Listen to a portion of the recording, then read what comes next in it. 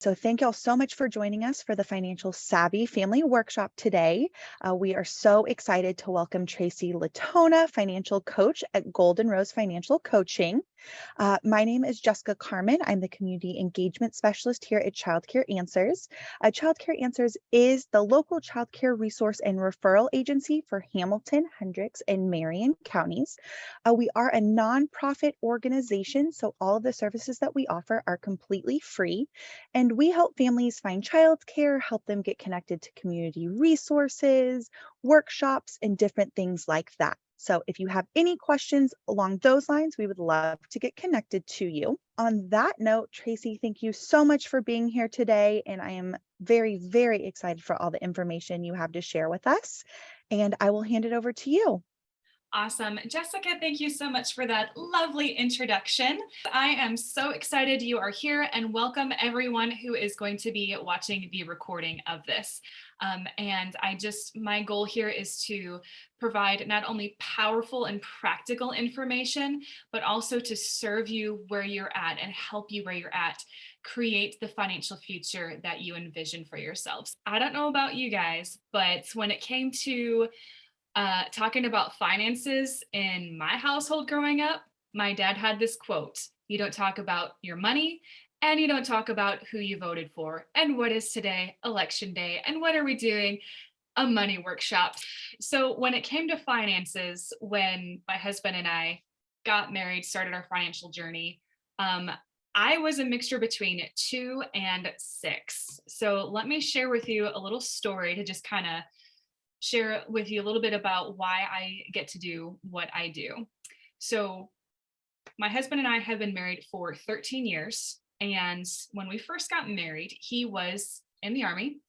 He did 6 years in the Army. He did 2 tours to Afghanistan. And we actually got married on that 2-week break that they get during his first deployment.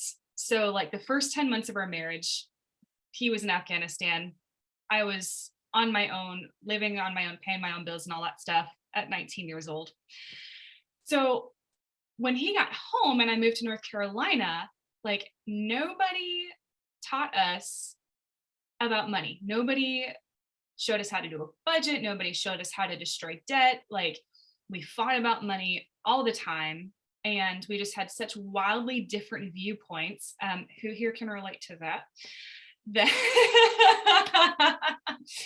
That when it came down to like, I remember a time when it got to a point where even though we didn't have credit card debt, that stupid came later. That was my fault. We had separate accounts. The checking account was negative $727 in the hole. And I didn't have a job because they didn't hire military spouses back then, because constantly moving around. And I did the only thing that I could do, and it was a week before payday and we didn't have any food. So I grabbed our change jar and I went down to a local bank.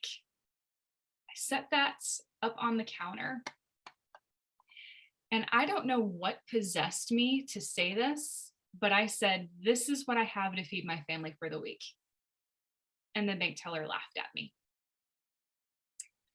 And that was the moment where I was so scared and angry, and insert other explicatives here that are not appropriate for a recording. That was my I had it moment where I never wanted to be where I was ever again. But I didn't know how to change our situation. I didn't know what to do next. Husband goes on another deployment. That gets us out of the red. He gets out of the military. And when we moved in with his parents briefly, his dad voluntold us to take this stewardship class. And it was Dave Ramsey's Financial Peace University. And it was like, "Oh, this is how you do a budget. This is how you get out of debt. This is how you save for life's emergency. This is how my husband thinks about finances." What? I never even considered how he thought about money. Lo and behold, 7 years later, we actually get divorced. Money was a big part of that. It was during that time that I took the principles that I learned how to budget, learned how to destroy debt, became debt free, started saving some money. and he almost became homeless. So while we were divorced, he calls me up. He says, "Hun, I need some help."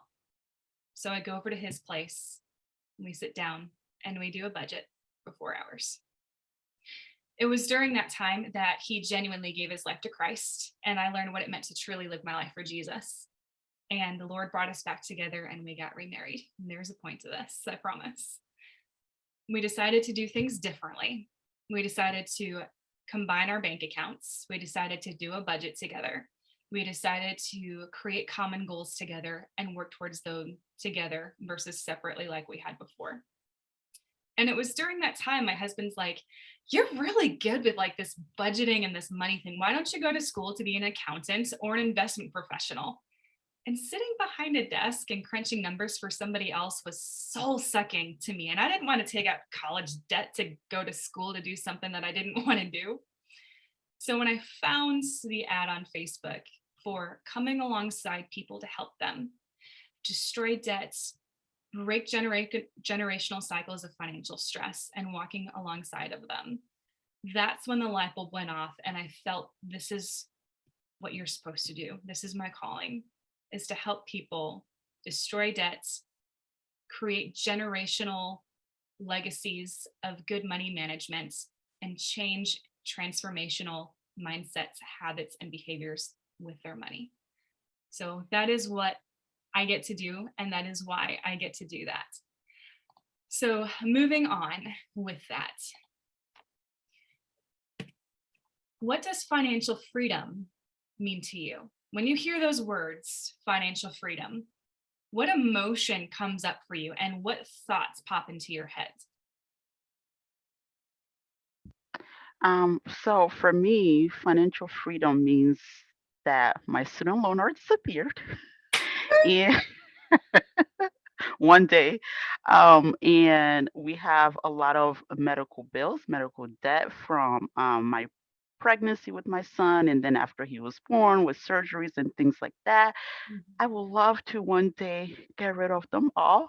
I Yeah, think that's what those are the two big things for me. I mean, we have credit cards, but they're not a whole lot. We're really good at paying them off, yeah. and then just our vehicle. But yeah, that's pretty much it. The student loans and medical debt. So what I'm hearing is not having that large amount of debt crushing you down. Absolutely, yes. Thank you for sharing that. No problem. Anybody else? What does financial freedom mean to you? I think for me, it means not worrying about not looking at my check and worrying about my check. That's one. Two, leaving an inheritance for my grandchildren without it being an assurance policy. So Yes. and yeah, I would, yeah, those are the main things for me. What I'm hearing is actually in the Bible, a righteous person leaves an inheritance for his children's children. So what I'm Ye- hearing is also you want to leave a legacy of generosity as well. Yes. I Yes. love that. For me, financial freedom means two things. It means that I get to choose my nursing home where I end up. I used to be an EMT and I've been into some pretty bad places and I've been into some pretty good places. So having that choice, having that option, as well as being able to write a check. If somebody wants to go to college, boom, here's a check for the semester. Or you want to go on that mission trip to Africa or across the world and money's the only thing holding you back, boom, go and do the work that God's calling you to do. That's what financial freedom means to me personally. So, how do we get there? How do we get to that financial freedom? So, the next thing that we're going to talk about is the B word, budgets.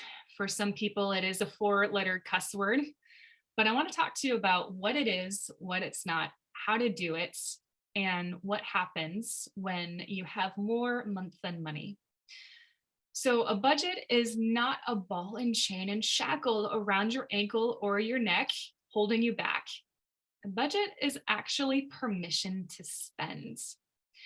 It is where you get to tell Benjamin where to sit, where to stay, where to go, and you get to create the boundaries and guidelines with your money to go where you would have it be. 93% of millionaires still stick to a written plan, a budget, and they became millionaires because of their budgeting as well as investing. But that's for another workshop.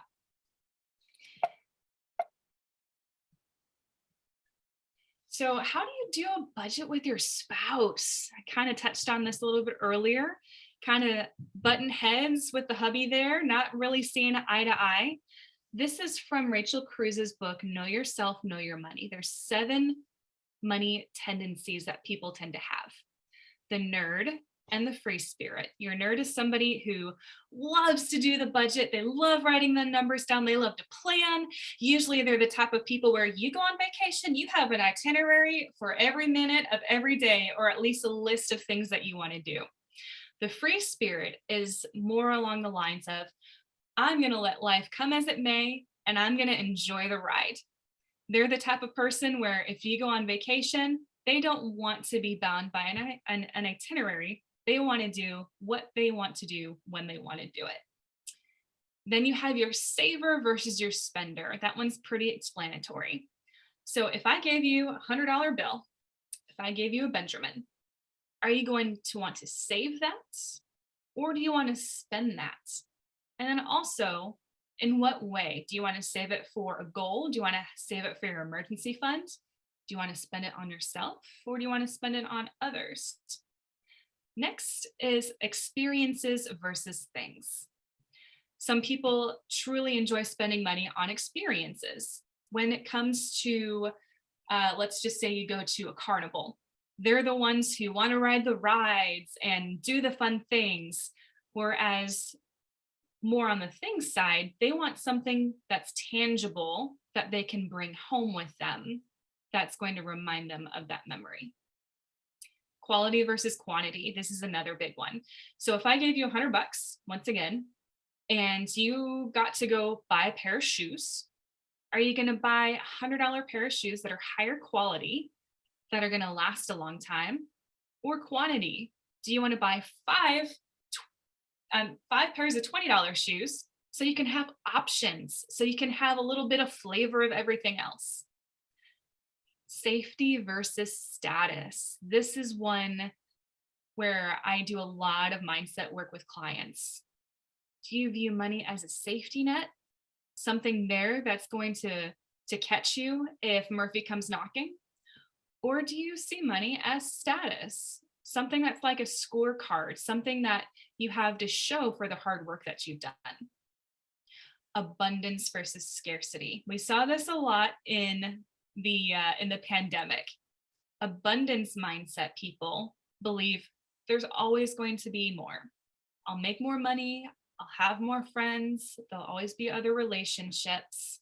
There's always going to be more toilet paper at the grocery store during the pandemic, during a lockdown. Whereas with scarcity mindset people tend to want to hold on to what they have. They're worried there might not be enough. So scarcity people tend to live with a more closed fist, where they want to just grab onto it and hold it just in case. I'm going to buy 16 packs of toilet paper just in case there isn't next time I go to the store. Now that's kind of an extreme, but that is an example. And then the last one is planned giving versus spontaneous giving. So when you give, do you have your set amounts that you want to give each month to the specific designated organization?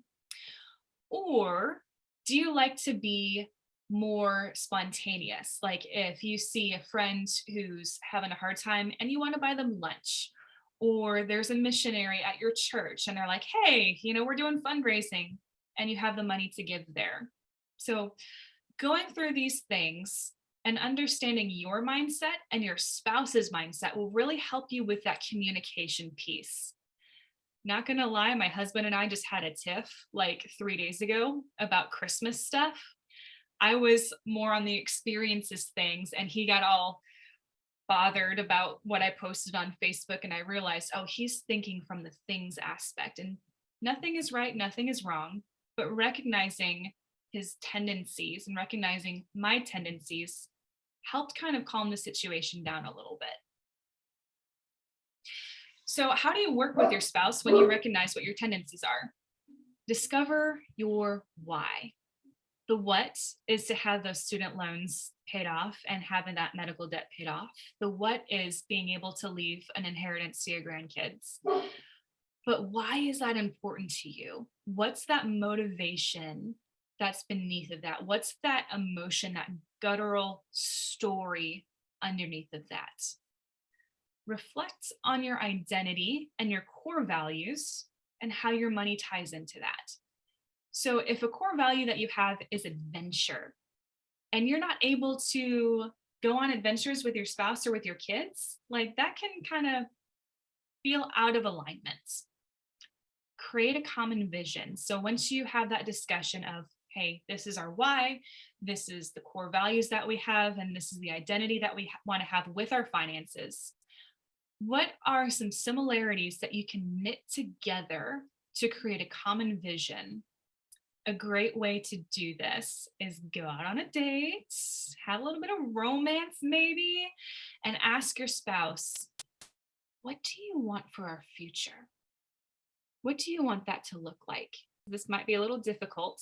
Once you ask that question, keep your mouth shut and let your spouse talk. I see some laughing. And ask questions in a non-judgmental, but in a curious way, really genuinely wanting to know where they're coming from. And then share your vision, what you want for the future, and then ask, okay, now that we have this out there, how can we get to it? Mainly also recognizing your differences and how you see things differently as strengths. So with the nerds versus the free spirits, the nerds help the free spirits stay on track towards their goals. The free spirits help the nerds loosen up a little bit and learn how to live life a little bit. So how do we practically do this? I sent Jessica the Quick Start Budget Guide, so feel free to print off as many of those as you want and pass them out as free resources. This is what I do with all of my clients in our first coaching session, is the handwritten on paper, on purpose budget. This is going to be a little bit different than using an app or an Excel spreadsheet or a legal pad, because what we want to do is we want to get everything down in front of you. And there's something that happens in the brain that's different when you write it out versus just typing it in on an electronic device. So what you'll do is you'll start up at the top where it says monthly take-home pay. That's all of your household income after taxes. So what's your paycheck? What's your spouse's paycheck? Do you have any side gigs? Do you have any additional income that's going to be coming in? Like your cousin is paying you back for buying lunch last month. Every dollar that comes into your bank accounts, you give a mission for. So this is called zero-based budgeting, because all of your income minus all of your expenses should equal zero. That does not mean that your bank account should be zero. Please have some padding in there just in case. But having a mission for every dollar. So once you have all of your income up at the top right, where you see the monthly take-home pay, then you just kind of go through and fill in on your lines how much everything is. So if you give to charity or you tithe, like that's going to go under charity. If you're putting money away in the emergency fund, retirement, or college fund, that's going to go under saving. And at the bottom of each category, they have these little bubbles that have percentages. These are just recommended percentages. Everyone's budget is going to be different. So for example, in the food category, it's going to look different if you have just yourself and your kiddo, maybe a newborn who's breastfeeding, versus you're on your 7th kid and you're a one income family. That percentage is going to look different for each family. And then once you go over, fill everything in, list out all of your debts, all your car payments, credit cards, personal loans, whether or not you owe the KJB, excuse me, the IRS, that's going to go in there as well. This line down here in the bottom right is going to be that income. The second bubble in the middle is going to be all of your expenses added up. And then when you subtract that, that's going to give you a number. So if you have extra left over, you get to decide what to do with it. Are you going to put it in an emergency funds? Are you going to buy a couple extra Christmas gifts? Are you going to put it towards debts? And if it's less and you're in the negative, that's where you get to go through and kind of see in your budget some areas where you can scale back. So if that, and we'll get into more of that a little bit later on what to do if you are in the negative and you are having a hard time figuring out what needs to get paid first. So it's not a budget if you don't track your expenses, all of them. And that can seem kind of tedious and a little overbearing at times, but what most people do is what's called a spending plan. They have a list of all of their bills. They know exactly when they're due. They know how much they are. Guys, that's a spending plan. That's what Congress does. For the love of God, please don't be like Congress and know where your money is going throughout the month. And it's also not a budget if you just write it down and you walk away and you forget about it. So how do you do a budget? Like, what are some ways to actually make this thing work? Finding a method that works best for you. I have accountants who love spreadsheets, and apps are fun and games to them. So they do their budget on a spreadsheet because that tells their brain it's go time, it's time to work. There's budgeting apps out there, like Every Dollar, they have a free version. You Need a Budget, Mint is another option. If you're not a fan of budgeting apps, but you are a fan of the Excel spreadsheets, that's another way. Also, old school pen and paper. As long as you're tracking your transactions and knowing where your money is going in real time, that's the main important thing. So what do you do if the numbers don't add up and you're in the negative, or you lost a job, or you have this really, really big expense come up and you're not quite sure what to do when there's more month than money? How many times have y'all been in that situation? I know I have several times. The thing to focus on first for survival is called the 4 walls. When you're looking at your budget, these are the things that you want to make sure are taken care of first. You want to make sure that you have food and medication paid for. You want to make sure that your utilities are paid for, your lights, water, phone bill. You want to make sure that your shelter, the roof over your head, is taken care of, whether that's rent, your mortgage, making sure that that insurance is paid, and transportation. So I made a mistake. I boofed on this slide and I'm just now catching this. Your car payment would be considered debt. So that would not be part of transportation. That would be, hey, like, can I call and have this payment deferred for this month kind of situation, which I just walked a client through that. Transportation would be like gas to get to your job and also the insurance as well. So when your 4 walls are taken care of, when there's money left over from that, if there's money left over from that, then you can comb through and look at needs versus wants. So if you're working and you have childcare, for example, that would be a needs. If you have a kiddo and you need childcare so that way you can go to work, that would come next. And each time that there's a needs versus want, that's going to look different for each family. So for households with no kiddos, like the Netflix is probably a want. For households who have neurodivergent kiddos or other types of situations where that Netflix is more of a need versus a want, keep that in your budget. So combing through needs versus wants after your 4 walls.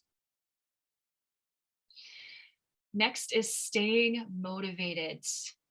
Starting a new habit is difficult. It takes about 90 days of doing something consistently for it to be a new habit. So, how can you remember to stick to your budget? How can you remember to track your transactions? Stick a post-it note on your bathroom mirror or a dollar bill on your mirror. So that way, when you're brushing your teeth, you see it and it's a tickler. It reminds you, oh, yeah, I should do my budget. Set the phone background as a reminder, adding it to an existing routine. It's called habit stacking from Atomic Habits from James Clear. Adding it into a routine that is already something that you do that you don't even really think about. Just don't do it while you're driving your car, please. And the people who are successful at budgeting track their transactions every 1 to 2 days. And they also have monthly, at least once a month, sometimes once a week, budgeting meetings with their spouse. And also remember your why. Write that down, journal on it, read it, create a vision board. Like I do that with clients too. Like have a visual thing to look at so that way you can see all the time what you've got going on and why you're doing what you're doing. Next, kids and money. How do you teach your kids about finances? There are a lot of different emotions and fears about this. Some of them being, I struggle myself with money. Like, who am I to teach my kid how to handle money well when I struggle with it myself? Other people aren't wanting to make their kids feel entitled when it comes to teaching about money. And other questions are, how do I teach my kids the value of money, especially in today's digital age when like money's really not very tangible anymore unless you're super intentional about using cash. When it comes to teaching your kids about money, what are some of the emotions or fears that you have? I think for me, I have a 19-year-old and a 28-year-old. And my 19-year-old, as the old saying, run through money like water. Mm-hmm. And I don't think it's a fear because I do try my best to teach her about money. I think I need to get creative enough to teach her about money because she at this moment don't get it. Yeah. That's a big one. Like I remember getting in so much trouble when I bought a $300 homecoming dress out of the money that I made for my job. Like I got yelled at pretty well for that. What are some other fears or emotions that y'all have about teaching your kiddos about finances? So my son is 2.5. We're not there yet. But growing up, my mom, she can budget. So, and I'm really good at budgeting. My husband is not. So when we first got married, like I've had to teach him how to budget, to tell the money where the money should go. Like he should control the money shouldn't control him. And now I feel like he's becoming so good at managing his money. I am so proud of him. Oh, that's amazing. So yes, we've come far. So I don't have any feelings. I'm more excited to teach our son how to manage money when he's old enough to understand that because it is really important. Um, it's just like everything now. It shouldn't be a hush hush kind of topic in the house. It should be talked about. Yeah. Oh, I'm so excited for you. So you're coming up on that age group where it is time to start teaching kiddos about finances. And Jessica, I briefly showed this presentation to her yesterday just to get her okay on it. She nerded out a little bit when we saw, oh, we're not there yet, but age 3 to 5 is about the time when you start teaching kids about finances. So when it comes to teaching your kids about money, and ladies, thank you so much for sharing that, by the way. Tying work to a reward is so important. I remember like my grandparents would give me like a quarter whenever I would help bring the groceries in or something when I was a little kid, and that made me want to do the groceries a little bit more, like help out with there. And the words that you use have meaning and mean different things growing up in life. So when it comes to finances, using the word commission creates that cause and effect relationship between work and money. Using the word allowance is more along the lines of, I'm going to give you something for nothing. I'm going to allow you to have this money. And growing up in adulthood, there's really not a whole lot of allowances in life, is there? So using that word commission intentionally and purposefully starts wiring their brains to have that work reward connection. It doesn't have to be financial. So if you are budgeting and things are super tight, your reward doesn't have to be money. It could be, hey, let's go to the park, or let's go watch your favorite TV show together, spend time together. It doesn't have to be financially related. Just as long as the kid sees it as a reward, that can work just as well. There we go. That's the slide that Ashley was nerding out on a little bit. Ages 3 to 5 is the perfect time to start teaching your kids about finances. Start off with the age appropriate jobs. So cleaning their room, making their bed, helping with those groceries. And when you give them that reward, make sure that it is like over the top, crazy amounts of energy. Like, oh, thank you so much for helping carrying this carton of eggs. You did such a great job. Whoa, that was so, you did so well. And having that immediate connection of reward to work is going to solidify that what they need for that age group, that the reward is for the work. If you do use money as the reward, make sure that it's visual. So kids in this age group, they need to see things, they need to feel things, they need to have it tangible to be able to really experience and learn what it is. So if you get a clear container, whether that be a spaghetti sauce jar or a plastic Tupperware tub, have it be clear so they could see what's in it, and use dollar bills if at all possible instead of change. Wad them up a little bit so that way they're not so flat, so they take up more space. Because I don't know about you guys, but I'd get excited about a jar full of cash, even still as an adult. So when they see that at that age 3 to 5 group, that's going to show them their work for their reward. And then you get to take them shopping. You get to take that jar and you get to count it out with them. And you get to say, this is how much money you've made. And you can teach them about prices and all that good stuff. Take them shopping, have that be the reward. So for ages 6 to 13, for those with older kiddos, this is where kind of like that structure starts coming in with the chore charts. Having dollar amounts assigned to each chore is helpful. So like if you've got a 12-year-old, of course, age appropriate, who can ride the tractor and mow the lawn, like maybe that might be worth $10 versus, you know, the dishwasher, that might be $2, that kind of thing. And also incorporate that just because you're part of the family, there's going to be chores. So don't pay them for everything.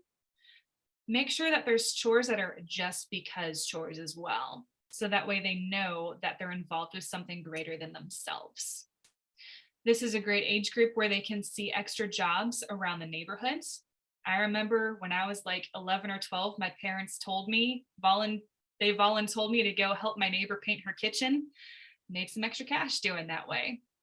So it's a great opportunity at that age to start learning about marketing and entrepreneurial mindsets. So if you have a 7-year-old that says, hey, I want to pick up sticks around my neighbor's yard and earn some extra cash, you can go with them to knock on their door and be like, hey, can I pick up some sticks? And start that wonderful journey of entrepreneurship. With this age group, Using the envelope system is where we start teaching delayed gratification. So instead of doing like the instant big over the top, yay, good job with the 3 to 5, the ages 6 to 13, start paying them weekly. So that way they know, okay, I've got to wait for my rewards. I don't get it right away with that delayed gratification. Using the envelope system is a great way to teach tangibility as well. So having 3 envelopes, you've got your give, your save, and your spend. Having them break up their earnings, their commission, into each of the 3 envelopes. So let's just say they make $5. $1 goes in the give envelope, $2 goes in the save, and $2 goes in the spend. Then they take that envelope, and in the give envelope, they can give it to their church, they can give it to the Salvation Army, or to the Santa Claus ringing the bell in front of the grocery store. With the saving envelope, that's basically holding on to the money for long-term purchases. So think long-term spending, something that's going to be a little bit more expensive. I remember buying a giant, massive, tired ferry scooter. That was my savings envelope when I was a kid. And then spending, they can spend it whenever they want to for enjoyment. So ages 14 to college, this is where they can graduate to that checking account. Since the world is so digital nowadays, this is how they can learn how to manage their money electronically. Knowing and having that foundation of the tangibility from using the cash up until now is really going to help them stay within their budget. And yes, even if you're in high school, you should have a budget. So learning how to budget for things like, hey, you're going to start paying your own phone bill, or you're going to help with your own car insurance, shows them that money does have limits. And it also shows them responsible money management as well.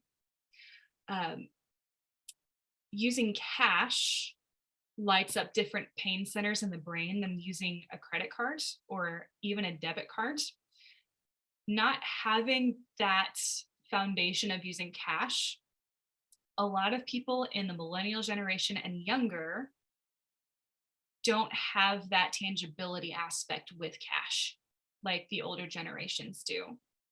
So it's really important to start using cash in the younger ages and then shift over to using checking, which is going to probably be how they manage their money when they're adults. Another great way to generate more money is maybe they get a job when they're 15, 16 years old. Once again, enforcing that work money connection. So the thing about money, and this is hard for some people, especially when it comes to credit cards, when it's gone, it's gone. However, it is great to show grace over legalism. So if your kid saves $300 for a gaming system and they forget about tax and it's $325, don't be that parent that says, oh, you don't have enough money, sorry, we got to come back. Show some grace. Your kid saved $300, pay the tax. Also, at the same time, you want to have boundaries so you're not enabling either. So if they're constantly saying, oh, I'm short, can I have $5? Oh, I'm short, can I have $10? That's a great place to start teaching boundaries and saying, well, you really don't have enough money for this. You got to earn some more and come back later. And keep in mind that kids are going to have their own money tendency. So when it comes to your 19-year-old daughter and just spending money like it's water, sounds like she's got that spending tendency. If you have a saving tendency, that might rub you a little bit the wrong way. But keep in mind, just like with spouses, kids have their own money tendencies. And when you recognize that, you're able to foster that and speak into that and help them grow that. All right, the big one, kids and college. So in this section, we're going to recognize that debt-free college is possible. You don't have to take out student loans. It is for real. Start saving when you're financially ready. Don't harm yourself when it comes to paying for your kids' college, and your retirement should come first. So what are some of the emotions and thoughts that you have when it comes to paying for your kiddos' college? I know my daughter, she after high school, she took a year off, so she's going back now. She want to find herself and figure it out.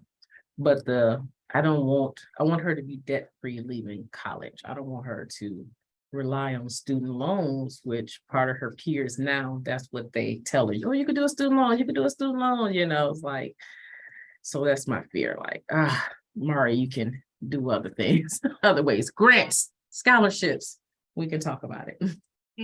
Absolutely. So have your phone at the ready, because there's a slide that I'm going to want you to take a picture of for you and for her. I remember all throughout middle school and high school, I was basically brainwashed with, if you don't go to college, you won't be successful. The only way to go to college is to take out student loans or join the military. And I remember working full-time on my own, 19 years old, standing in line to register for college because that's what I was supposed to do for 2 classes. And the lady said, that's going to be $792. And I basically had kittens. I was like, how am I supposed to pay for this? She's like, oh, go to the student loan office. I knew that there was no way that I could pay for those student loans. So I didn't go to college right away. We'll get into that a little bit more about what you can do. So here's some scary information. So this is from 2019. So of course, this information is a little bit outdated and it's going to be more expensive nowadays. But when it comes to college, having your kiddos start off at a 2-year community college is going to be probably one of the biggest blessings that you can think of. A private 4-year college is $32,500 per year. Public out of state is 24 grand. Public in state, $9,500 a year. And then that 2-year community college, $3,500. So a technique that a lot of people use to go to college debt free is staying at that community college, getting their base courses out of the way, and making sure that everything that they have can transfer to that 4-year college. Another way is staying in state. Look at that difference between in-state tuition and out-of-state tuition. Guys, that is incredible. That's almost $15,000 per year to save by just going in state. I'm not a financial advisor, so I can't tell you which one of these to pick, but here are some college savings plans. You have your ESA and then what's called a 529.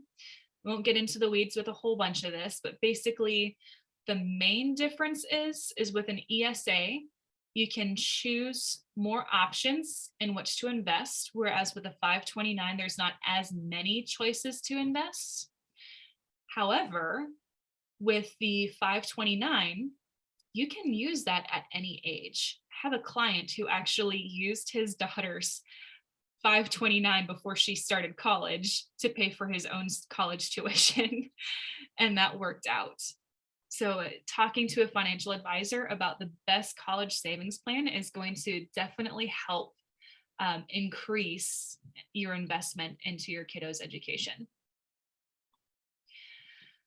Please, please, please, please, please, please don't take on debt. Please stay away from Parent Plus loans. Please don't co-sign for a loan. And please don't rob from your own future to pay for your kids' college by pulling from retirement. I know that this might tick off a lot of people to hear me say this, but your kids have more time than you do. We'll get into that in just a little bit more. So how can you go to college debt free? This slide is epic. Not only are there scholarships and grants, which can be negotiated. One of my peers went to law school, took out scholarships. He worked his way through part-time. He paid over $100,000 in tuition, completely debt-free. And he shared with me that when he was in between schools, like choosing a school, which law school he wanted to go to, the school that he wanted to go to that was closer and a better fit offered a little bit less in scholarships than a school that was farther away. So he went to the scholarship board of the college he wanted to go to and said, hey, I have a scholarship offer that's this much from this other school. Can you match that? And they did. So yes, scholarships can be negotiated. Have your kiddos help pay for school by working part-time or full-time through college. I know that there's a lot of people out there who are like, I want my kids to just focus on school. They don't have to worry about the job. Study after study after study shows that students who work during college have better structure, which creates better grades, which has better outcome than those who don't work during school. Maybe college isn't for everybody. I went to trade school instead. I got an EMT certificate. Open a business, go the entrepreneurial route. You don't have to have a degree to start a business. Or find a field that lights your fire, that'll pay for school. Nursing is a field where there's just so many places that will say, hey, if you work for us for 4 years, we will pay your college tuition. That's another option to go to school debt free as well. All right, guys, take out your phone and please take a picture of this slide. These are all websites that you can go to that have so many different scholarship tools. There's so many different scholarships out there. There's your non-traditional student. So if your kid takes a year off in between school and doesn't go to school right out of high school, there's scholarships for that. Scholarships for single moms or single dads, scholarships for people who are super tall or super short, scholarships for ethnicity and background. Like there's so many out there. These are the places to go to find those. Once again, please don't financially harm yourself. Your kiddo is ultimately responsible for their own career. You are not responsible for their success. I'm gonna hurt some feelings here, but I'm gonna say it again. You are not responsible for your kid's success. They are. And going to college does not guarantee success. Not only that, but they have more time than you do. If you take on student loans for your kids, you might not be able to retire when you want to. You're going to have to work that much longer to pay that off because you're taking from your future to pay for their education. If you are able to go to school, pay for school, excuse me, communicate with your kids what you are able to do. Set clear boundaries so that way they have skin in the game. The average person changes their major while they're in school 3 times.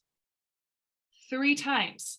Do you really want to be paying for a major that's changed 3 times?